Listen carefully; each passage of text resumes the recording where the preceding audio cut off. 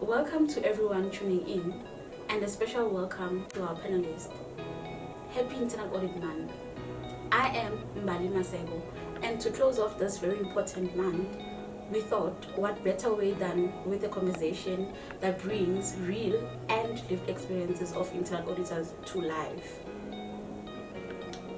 Joining me are four remarkable women who bring different perspectives from various stages of the internal audit profession. Beyond the work that they do, they are also mothers, wives, and change makers. On today's podcast, we will be diving into a journey of an internal auditor, insights from the ground. Please help me welcome our host, Nombumelelo Uba, a senior internal auditor, and our panelist, Akona Pokomela, an associate director, Lerato Mahakane, a senior internal auditor, and Lethan Togo, a junior internal auditor. Ladies, thank you for being here, and we are looking forward to hearing from you. So let's start by getting to know each of you. So I think I'll start with the question, how did your journey with internal audit begin? Because it's always inspiring to know how a person came across this profession. We can start with you later. Thank you very much. Hi everyone, my name is Lethan Togo. I'm a junior consultant in the BRS department. I always knew what I wanted. Basically, I remember what inspired this. I remember it was when I was doing grade 10. I had a teacher who inspired us and would always motivate us that we should read. And then I remember I read this article. They were saying the auditors, they found out that there was a specific department in the government that they were misusing the funds. And I was so interested in the word auditors. And I just, I went to Google, I did my research, and the following day I posted on my Facebook that I'm a future auditor. And when I was doing it stuck to my mind. When I was doing my grade 12, I applied, and that's how it ended there. And I think 2 years ago, I checked my Facebook on the memory card.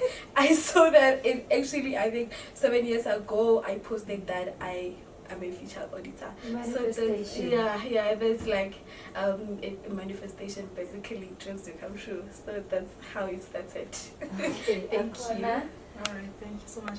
So my story is slightly, different to yours, Data. In a sense, like the era that I grew up in, we didn't have like the luxury of having guidance teachers at school. So basically, the core profession that was there, it was either you can become a lawyer, or you became an accountant, or you're a doctor or a teacher. You see, even the right way saying like teacher, etc.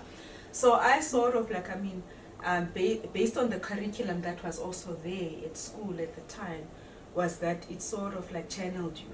So if you wanted to be like a lawyer, for instance, you did like your subjects like history, but I don't even think history exists anymore at the moment. So mine, I basically did more like of commerce, so that actually landed into more like accounting. And in my undergrad, like when I went to school, so I actually majored like in financial accounting because that was the aim. And even my mom was like so excited to say, yo, my daughter is going to be an accountant.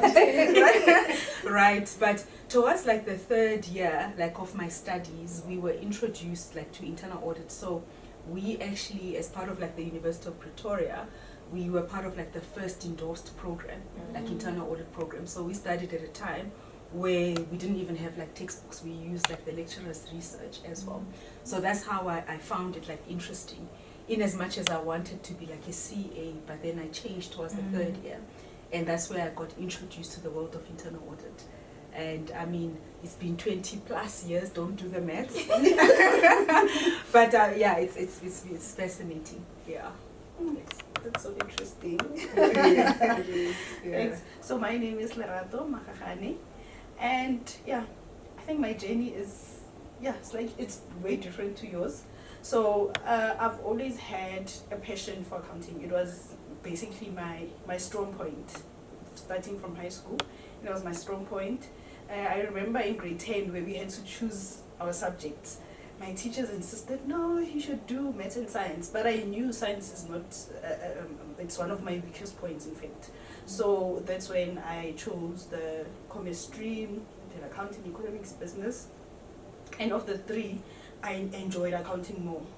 To a point where, you know, some of the learners in my class would ask for assistance from me because it, like I said, it was my strong point. And then from there I knew that even in tertiary level, I was going for accounting, nothing else. Even in my applications, I applied for the BCom accounting, I did that, and then came postgrad. So during my undergrad, I was exposed to financial accounting, taxation, and auditing. So during my postgrad, I had to specialize, and I had to choose what I think suited me or what I enjoyed. And of the three, I enjoyed auditing more. Then that's when I decided I'm actually going to specialize or opt for the internal auditing stream. So that's where the whole thing started. And even after my tertiary education, I didn't instantly get a job in auditing. I got an internship it was in finance, but it was fine, but I didn't enjoy it, and I had the thing of I specialized in internal auditing, and it's something that I want to do. But I stuck to the internship in the meantime while looking for something in internal auditing, and yeah, here I am. Started off as a junior here at SNG in 2019, so you can do the bets. And then yeah, I am still here, and yeah, enjoying my job currently. It's good to know, and I think we're sitting here, we might talk about it lightly, but I think what you touched on, talking about working in an industry that you actually studied for, that can be fulfilling because this is what you wanted and this is what you knew you wanted, and here you are. So congratulations for that. So now let's take a moment and talk about real challenges that come with this profession, beyond the technical work and the qualifications. So what are the challenges that you guys have come across in this profession? Like maybe in terms of like instances that have tested your confidence or your resilience, anything that's just beyond the technical work or the qualification. I think, Lerato, you can take this one.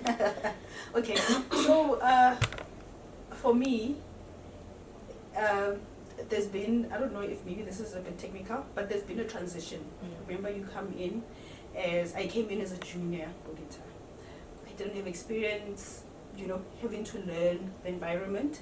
And then at a personal level, you're also growing personally, you know.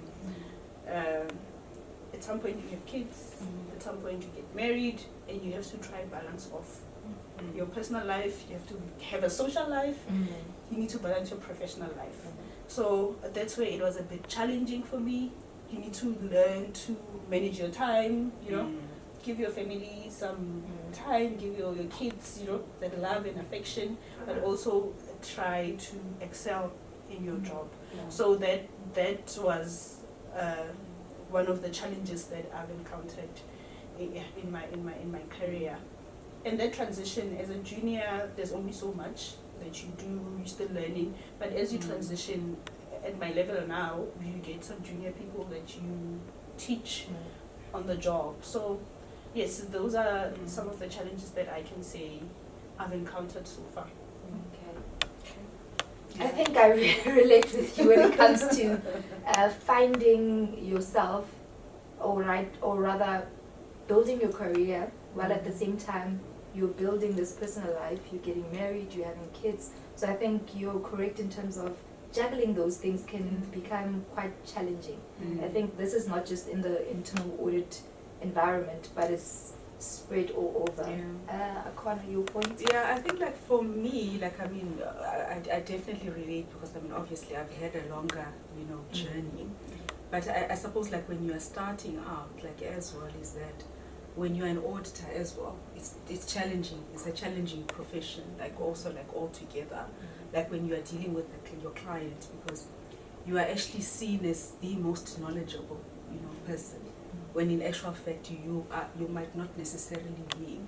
And I'll give you a story. Like when I was starting like my career, one of the clients that we had was in the airline industry, and we had to do like a technical audit, maintenance, like aircraft like maintenance. So that meant we needed to actually go to the technical department of this aircraft.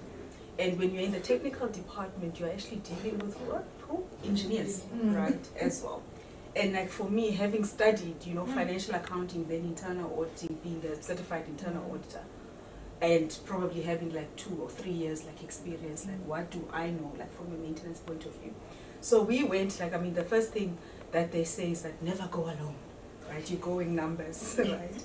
So we went to this person's like office, like who was the maintenance like manager with about like plus 20 years working experience that has been working in the airline, industry. And the first thing he asked, like, how old are you? What are your qualifications? So I mean that was like the biggest thing. I was taken aback because I've always thought, look, I mean, auditor is beyond, they should know like all of these things. And to our surprise, we were actually kicked out. Why am I going to tell? I've got 20 years like experience. Why am I going to tell people that have got 3 years, and even your experience together, there were 3 of us, 9 years, doesn't even add up. And also, I suppose like that is like the biggest challenge that we actually encounter, is that the people that we meet, by the nature of like what we do, sometimes they're more experienced than what we are. And again, like, I mean, that will take like the confidence. And what do you do then in those like type of situations? Is that, we've got the benefit now. Like when we were auditing then, we didn't know what we know. Is that you need to take along somebody who is, smart, who's an SME, that's going to make all of you, look good. So I suppose, like, I mean, even now, like, fast forward, it's still a challenge, right? Because I don't know, like, everything, We get all sorts of clients, especially here at SNG Grant Thornton. I mean, you would also know as well, is that, when you are dealing like with someone like a CEO, CRO, someone in the technical IT, I mean, IT is like very prominent now. It's like you always just need to make sure that you stay relevant. So that is something that, like for me personally, it's a good challenge, I would say, because then it forces me like out of like my comfort zone to learn and to bring along like people as well. Yeah. I think with audit, the biggest thing is being able to adapt with different audiences, like you're saying. Know how to approach different people at their level, meet them where they're at, basically. Yes, that's it. Yeah. Later? For me, it's something that happened recently. One of the challenges that you can face, or that I've faced personally in audit, is confidence related. Sometimes it can just take your confidence from there to here. So I remember a few weeks ago, I was busy with this audit, and I thought about a question that I thought it was relevant. Actually, it was relevant. And I asked the client, I was asked, how about this and that? What about this and that? And previously, the client was being audited by one of the big 4 firms. So he was like, where's that question coming from? Because so and so never asked us those kind of questions. And I felt like I was incompetent, and I felt like I was not as smart as I thought I was, and it bothered me for that day, and my day was basically ruined. And I was like, okay, maybe I think I'm smart, maybe I'm not smart. Like, it's just like I had so many questions, and I wanted to go home immediately, but I was like, okay, no, I have to handle this one. And but it can challenge your confidence as well, and it can sometimes clients can make you feel like you are incompetent. You just don't know what you're doing. Yeah, that's the challenges that I've faced. So how did you handle that one? How did you And, gain and back I went to my manager. I told my manager, my senior, that this is what happened, and he just told me that no, it's not that deep. They can be like this sometimes, but you need to stand firm. When they ask you this question, where is this question coming from? You need to know. Oh, I'm asking this because I see this and that, and there's no wrong question. All the questions are right and relevant. So yeah, and it made me feel better that I'm actually not bad. yeah, I yeah. think the common thing between what Letta said and what you, Akona, said, there's a point that you made. You must always have someone who has been there, who has Exactly. experienced that you can speak Yeah, to. yeah. So I think that's what I'm taking from that. Now we're going to talk about leadership and influence. So I want to talk about leadership, not just in title, but in action. When you think about leadership in internal audit, what do you see, or what do you think leadership is? I can start. For me, it's just one word, like two words, I guess, like open door policy. A leader must just have an open door policy. I think I'm just looking at it from a junior perspective. When I think about a leader, I think about someone who has an open door policy, someone that you know that, for an example, the things what I faced with the client, if my manager did not have that policy, I was gonna feel bad and say, if I go to my manager, he was gonna say, why did you ask that? But I knew that I can approach him, and he's very, very, very firm when it comes to opening that my door is always open for you guys. So I think when I think about a leader, I think about someone who has an open door policy. Yeah. Excellent. I think because Akona is, let's leave her for last because you're in a leadership position. Okay, so for me personally, I think I'm at a point where, like I said, you have some juniors that you work with, and I'd have to agree with you that an open door policy is vital in leadership. Because once you are open with the people that you are working with, then it's easier for when someone does not understand something, they come to you. When someone needs help with something, they come to you. Even at sometimes even at a personal level. Because I've had one of the juniors come to me, and I've only worked with her once. And way after we've done whatever review that we're doing, she came to me and asked for advice at a personal level. So I felt maybe the working style that we had together, opened the door, that open relationship. She could come to me and seek for help or seek for advice. So I agree on that open door relationship. And one thing about leadership is that when we work together, I don't believe in that thing of being a leader is let's do things. It's either my way or the highway. Yeah. I don't believe in that. As a leader, give everyone a fair chance. Let's sit down, brainstorm. One can always know everything. But if we sit down as a team, we brainstorm, you might have a better idea than I do. Though I've been in the industry longer, but you might come with something that I was not aware of. So that's what I believe. And if we work as a team, then we're all going to win. But if we don't work well together, we don't cooperate, then we are all going to fail. So that's just my perspective on leadership, working together well. Yes, preach. That's I'm actually enjoying these responses because it touches exactly. In fact, I was having the very same conversation just yesterday with a client. So after the session that we had, I like to just debrief when we have big meetings and forward. And I don't know, in our conversations, one of the biggest things that I enjoy more than my job is the softer stuff, and I think you guys probably know that, yeah, as well. And if she's watching this podcast after we're done with it, she will probably comment. She said, we are human first, you know, before anything else. And I mean, both of the stuff that you are touching on is touching to the human element. So if you appeal to the human element, then it's easy for me to connect and to collaborate with you. And for me, that applies whether you are a leader in the sense of a title, right? Or you are actually leading an audit, or you are actually even dealing with like your clients as well. Is that we must never ever forget that we are human first. Because if you are connecting like at that level, there's a lot that we can actually achieve together.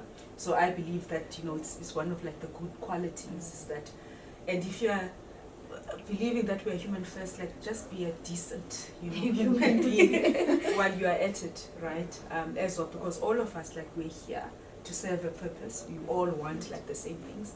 Another thing that I will say is that you need to be courageous, right, and be brave, right? If you are in our profession, like those two things, right, they're very important, because as an auditor, you are actually even, you know, a leader. That's what I believe.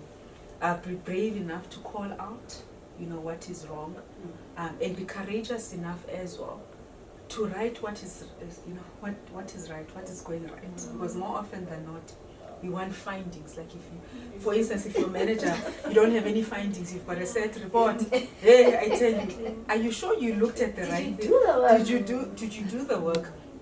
So again, like again, when it also comes to like communicating as well, we shy away from communicating the good news, right? Because if something hits the news, and maybe, you know, later I was doing like the audit, right? And you found like at the time when you were testing, things were fine, right? So it's that whole risk that we don't want to take. So I believe like those three things, like for me, is what actually makes like the, you know, a good leader. Is that if you're a human being, a decent human being, courageous, is just like bravery as well. We are all human for anything. That's it. I like that. Decent one. Yeah, a decent one. Okay, so later you started your career in forensic auditing and then transitioned into internal audit. So what inspired the shift? I love this question a lot because I get it almost every day. I always knew what I wanted to do when it comes to, as I've mentioned, that from high school I knew that I wanted to do auditing. So it just happened that after my tertiary, I applied for forensics, and then I got a job. And I remember 3 months into the firm, because I started in 2023. I remember 3 months into the firm, I had a conversation with my director, Alfred. I was telling him that, you know, I love internal audit. I think I want to go to BRS. He was like, don't you think it's a bit early? Just explore forensic and just see if you love it, and you will decide. And I said, okay, cool. A year and 6 months, I went back to him. I was like, I think I want to go to BRS. And he was like, no, let's see how you feel after some time. And I remember now texting the managers and some consultant from BRS. I was very interested in internal audit, and I knew that eventually I want to end up there. And I also felt like me taking time in forensic, I was delaying most of the things, my experience in internal audit and everything, because I knew that I want to be a CIA, not a CFE. I knew what I wanted, and it was so hard because that side, remember, I had like going through 3 years experience, and I knew that there were possibilities that I was going to get a promotion. That one I knew that there were possibilities that I was going up. But when I was talking with my transitions, when they were telling me that, you know, that you're going to start like from zero, from scratch, as in like you don't have any experience, like, okay, it's fine, I'm willing to do it for as long as it leads to where I want to be. And also I believe that I'm just going to spend my 20s exploring what I spent my early 20s, like 21, 22 and 23 in forensics. And I was like, going forward, I want to see if internal audit that I really want would work for me. So yeah, I always knew what I wanted, and I believe that 20s are just for exploring as well. Yeah. I think with what you said, the key here is it's never too late to pivot. Yeah, I think yeah, it is never too late to pivot. So, are there any surprising differences between the two fields that stood out to you? Two different worlds. Two different worlds. I can just give a typical example that internal audit is like that friend who will hold your hand and say, let me show you, let me help you, I'm here for you, I don't want you to fall in that pit. And forensic investigators are just like those friends who come when you are inside the pit. It's like, tell me, how did you get inside? It's like that. It's like that. Tell me, how did you get inside? I want to know, how did you get inside? So internal audit is just like it's very soft. You work with the client. You are not trying to find something. So with internal audit, I think it audit happens whether there's something. So with forensic, there must be an allegation. Someone must suspect something in order for forensic to happen, in order for the forensic investigators to come. And that's it's like too different. It's different. We don't even rely much on the things that we get from the client. I was so shocked when I hear that the document that you get from the client is what you use. I was like, what? No, I need to get to properties and check who edited this document the last time. I was you always have like alert, you always alert, always looking for something.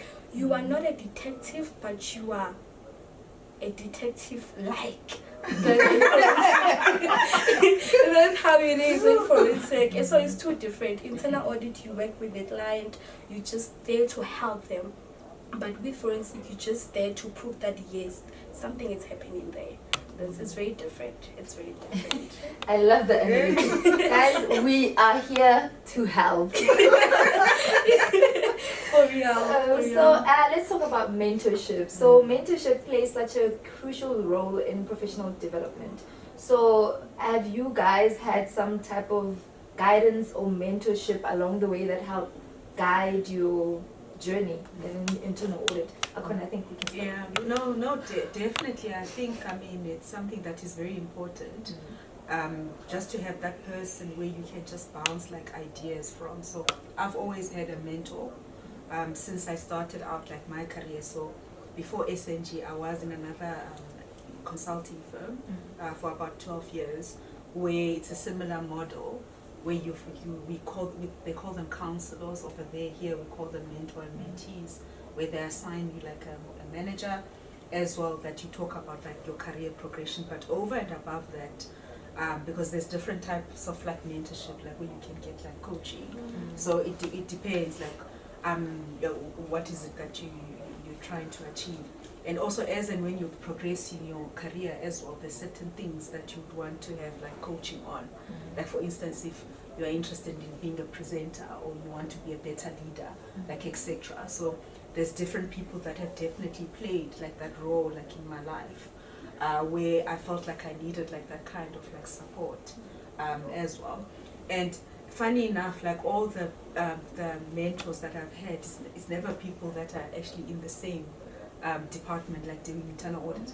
And that what's so nice about it is like a fresh perspective, because then they can see things for what they are. Because if you are dealing with someone outside of internal audit, they get to tell you how they experience the auditors, and that way you actually become like a better like auditing. So I think it does play a key role. Whether like even from a personal well-being, I would say like having like a life coach like or a mentor as well. And I liked it when you talk about like pivoting as well, like if you're thinking like of like taking like another like route as well, it's always good like to bounce off like that, like those things. Bulerato? Okay. I think from my side as well, from the beginning of my career, like I communicated, you have a mentor within the firm, within the division. So I think they play a very vital role, because for me to get, like I mentioned earlier, there's certain challenges you experience at the junior level, then you get to a consultant level, there's something else. So that person, you get to lean onto that person, and you know whatever that you speak about is between the two of you, you know. And because that person is at a level above yours, they've experienced these things, so they are in a very good position to advise you, you know, on what you can do, how to handle certain things, you know. So yeah, mentors do really play a vital role, and I don't think I would have overcome some of my challenges had I not had mentors throughout my career. And even at a personal level, I have people that are my mentors.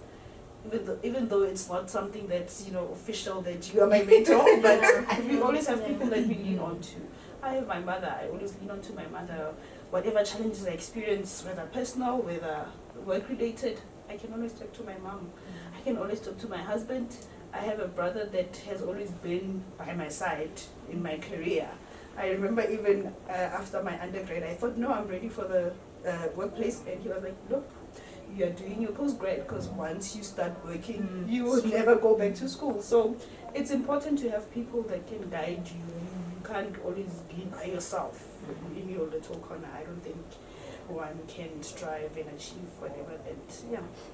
So it's important, your little family, people that you can trust, and also in the workplace, have that mentor, have that friend, you know, that you can always speak to. Even people at the same level as yourself, you speak to them, and you'll find that, oh, okay, so my friend here he's experiencing this, get that comfort that I'm not alone. Get that comfort that I'm not alone. So yeah. No man is an island. Thank you. Okay, so ladies, thank you. This conversation has been so nice. I wish it could go on forever, but we need to close. However, before we close, I want us to wrap up with something little light, more spontaneous. Our quick fire round. So I'm gonna ask a question. Please, like, go with your instinct rather. Say the first thing that comes to your mind. Don't think about it. Just say it. One word to describe your audit style later.